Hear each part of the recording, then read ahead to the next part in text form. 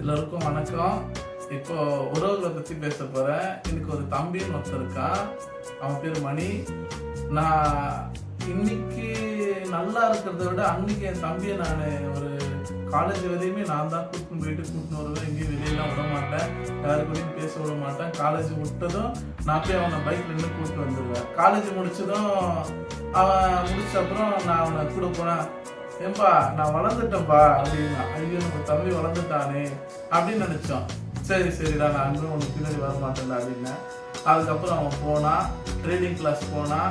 Trading class போய் அது ஒரு 6 மாதம் கோர்ஸ் முடிச்சு திரும்ப ஒரு வருஷம் கோர்ஸ் பண்ணி அது ஃபுல்லாக தெரிஞ்சுக்கினான். இப்போ ஆன்லைனில் நல்லா ட்ரேடிங் பண்ணி சம்பாதிக்கிறான்.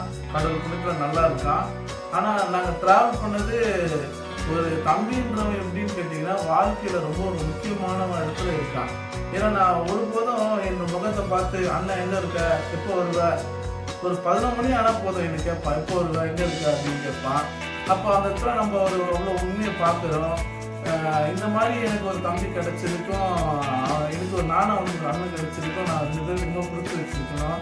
ரொம்ப புரிதல் ஜாஸ்தி, எனக்கு எல்லாமே செய்வான். நானும் அவன்கிட்ட எதிர்பார்க்க மாட்டேன். நானும் என்னால் முடிஞ்சது எல்லாமே அவனுக்கு கொடுப்பேன். அதனால எனக்கு அவன் தம்பியை கிடைச்சதும் ரொம்ப நான் நன்றி தெரிவிச்சிருக்கேன். அதனால இன்னும் நாங்கள் அடுத்த ஜென்மனாலும் ஒன்றா தான் இருக்கணும், பிறக்கணும்.